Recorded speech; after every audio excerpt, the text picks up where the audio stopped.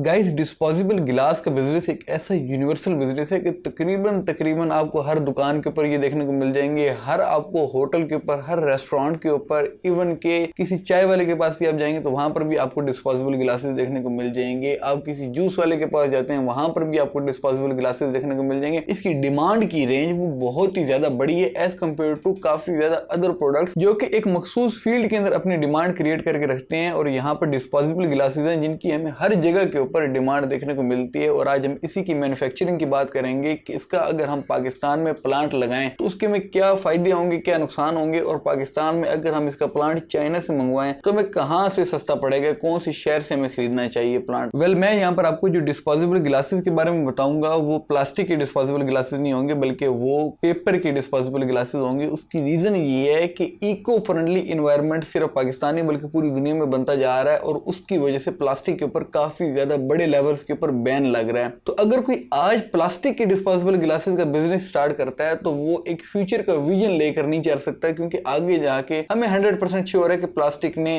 At the time इसने ban होना ही होना है, इसको कोई भी रोक नहीं सकता। Plastic ban is a must thing in every country. अब यहाँ पर पाकिस्तान को देखा जाए तो पाकिस्तान में भी काफी ज्यादा इसके ऊपर पाबंदियां लग रही हैं, खासकर प्लास्टिक का जो शापर है उसके ऊपर काफी ज्यादा इस्लामाबाद वगैरह में आप देख लें तो आपको पाबंदियां देखने को मिलती हैं। बट इतने लार्ज स्केल के ऊपर अभी इन्होंने बैन स्टार्ट नहीं किया। With the passage of time जाहिर बात है कि इनको सारे मुल्क के अंदर बैन करना पड़ेगा, क्योंकि ये हमारी एनवायरनमेंट के लिए काफी ज्यादा नुकसानदेह है। और अब हम यहाँ पर बात कर रहे हैं पेपर के डिस्पोजेबल गिलासेस की बात कर रहे हैं, तो चाइना के जिन शहरों के अंदर पेपर के डिस्पोजेबल गिलासेस की मशीनरी अच्छी रेटों के ऊपर मिलती है उनमें से एक शहर रुयान है। रुयान बेसिकली ये शहर जो है ये ज़ेजियांग प्रोविंस के अंदर है और यहाँ से हमें काफी ज्यादा अच्छे रेटों के ऊपर पेपर की मशीनरी जो है वो देखने को मिलती है। मतलब कि हम वो मशीनरी पाकिस्तान में लाकर अपना रॉ मटेरियल यूज करके अच्छी क्वालिटी की हम पेपर ग्लासेस जो हैं वो प्रोड्यूस कर सकते हैं, मैन्युफैक्चर कर सकते हैं। और इसकी मैन्युफैक्चरिंग का एक सबसे बड़ा फायदा ये है कि ये फ्यूचर प्रूफ है। मतलब कि कल को अगर प्लास्टिक के ऊपर बैन लगता है तो इसकी जितनी डिमांड होगी वो और किसी चीज की भी नहीं होगी। और राइट नाउ भी इस बिजनेस की डिमांड है पाकिस्तान के अंदर, लेकिन इस बिजनेस का एक नुकसान भी है। इस बिजनेस के अंदर आपको काफी ज्यादा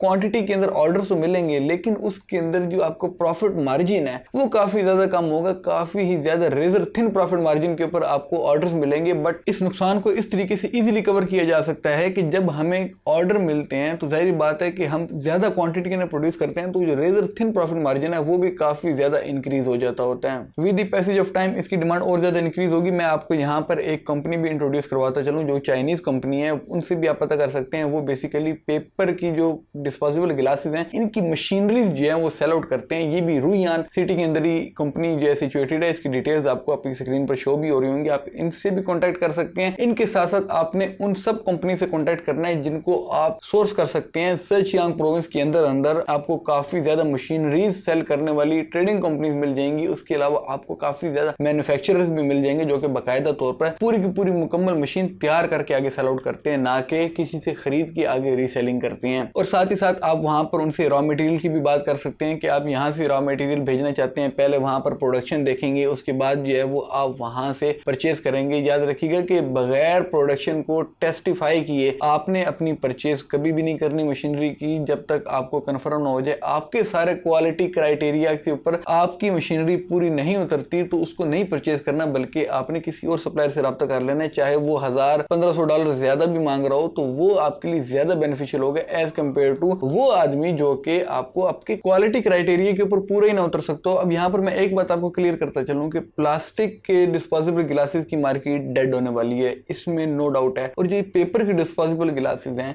इनकी मशीनरीज आपको पाकिस्तान के अंदर भी मिलेंगी, लेकिन वो क्वालिटी प्रोड्यूस नहीं कर सकेंगी। जैसे कि अब हम देखते हैं स्टारबक्स का जो कप होता है, इस लेवल की इस क्वालिटी की मैन्युफैक्चरिंग जो है वो आपको बहुत ही मुश्किल है कि पाकिस्तान के अंदर से मशीनरी मिले। बट अगर आपको मिलती है तो आप उसको भी जाहिर बात है कि for the sake of time आप उसको भी अपने अंडर रिव्यू रख सकते हैं कि उसको भी प्रोडक्शन क्वालिटी चेक करें। उसके बाद आप चाइनीज कंपनीज की भी प्रोडक्शन क्वालिटी चेक करें। फिर उसके बाद जोन सी मशीनरी आपको ज्यादा अच्छी क्वालिटी की प्रोडक्शन प्रोवाइड करती है आप उसको जो है वो अपने लिए चूज कर सकते हैं। बट मैं यहाँ पर आपको सिंपली बताता चलूँ कि भाई आपको पाकिस्तान के अंदर से बहुत मुश्किल है कि इस लेवल की मशीनरी मिले जो एक एक्चुअल में एक जबरदस्त किस्म की क्वालिटी आपको प्रोड्यूस करके दे सके एज कम्पेयर टू जो आपको चाइनीज मशीन से आपको क्वालिटी देखने को मिलेगी। और मशीन मंगवाने का सबसे बड़ा बेनिफिट ये होता है कि हमें वन टाइम इंपोर्ट करनी पड़ती है, बार बार हमें वो प्रोडक्ट जो है वो पाकिस्तान में नहीं मंगवानी पड़ती, जिसकी वजह से हम पाकिस्तान के डॉलर बचाते हैं, पाकिस्तान की इकोनॉमी को सेव करने की एक छोटी सारी कोशिश हम भी करते हैं, और साथ ही साथ हम अपनी पाकिस्तान की प्रोडक्शन लाइन को बढ़ाते हैं। जैसे ही प्रोडक्शन लाइन हमारी इंक्रीज होगी वैसे ही हमारे पास एक्सपोर्ट के चांसेस इंक्रीज होते जाएंगे। एक चीज होती है वो जब हम इतनी प्रोड्यूस कर रहे होते हैं कि उसकी डिमांड पाकिस्तान में नहीं पूरी उतरती, बल्कि हमें बाहर से वो प्रोडक्ट भी इंपोर्ट करनी पड़ती है, हम उस प्रोडक्ट को कभी भी एक्सपोर्ट नहीं कर सकते